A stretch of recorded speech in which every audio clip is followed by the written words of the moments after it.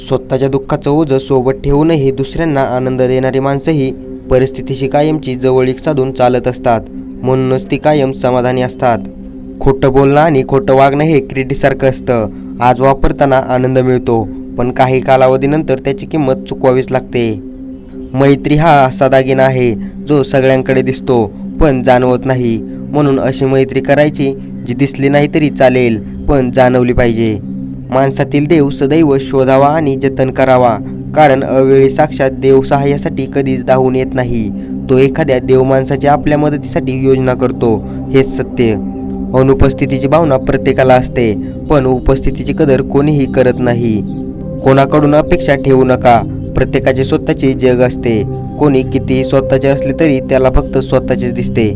नेहमी खरं बोलल्याने खोटं बोलावं लागत नाही आणि मनावर कोणतंही ओझं राहत नाही. एकदा कर्तव्याच्या वाटेवरून जायचं ठरवलं की भावनांना विसरायचं असतं. कल्पना करण्याची क्षमता असेल तर सारं जग मुठीत घेता येतं. चारित्र्य व कर्तृत्व हे माणसाला जन्मजात मिळत नसतं, तर ते प्रत्येकाला कर्तृत्वाने, जिद्दीने व मनावर संयम ठेवून मिळवावे लागते. त्यामुळे समाजात मान सन्मान, प्रतिष्ठा मिळते, पण त्यासाठी बरेच काही गमवावेही लागते. शरीरात कोणतीही सुंदरता नाही, तर सुंदर असतात ते व्यक्तीचे कर्म, त्याचे विचार, त्याची वाणी, त्याची वागणूक आणि त्याचे संस्कार व त्याचे चारित्र्य. ज्याच्या जीवनात हे सर्व आहे ना, तीच व्यक्ती ही जगातील सर्वात सुंदर व्यक्ती आहे. आयुष्याच्या नावेत विचारपूर्वक चाला. तिथं रंगते तेव्हा किनारा नसतो आणि बुडते तेव्हा आधार नसतो. एखाद्याला चुकीसाठी क्षमा करण्या इतके चांगले जरूर व्हा, पण पुन्हा त्याच्यावर विश्वास ठेवण्या इतके मूर्ख होऊ नका. वाढत चाललेल्या महागाईपेक्षाही कमी होत चाललेल्या माणुसकीचा प्रश्न जास्त बिकट आहे. महान होण्यासाठी शाळा नाही, फक्त कृती, वाणी आणि विचार माणसाला महान बनवतात.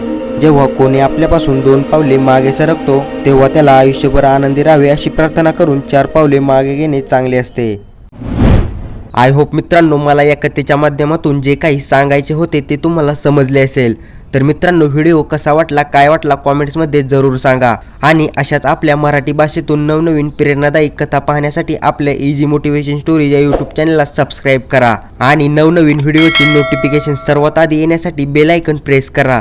तर चला भेटूया पुढच्या एका नवीन भन्नाट अशा व्हिडिओमध्ये. तोपर्यंत धन्यवाद.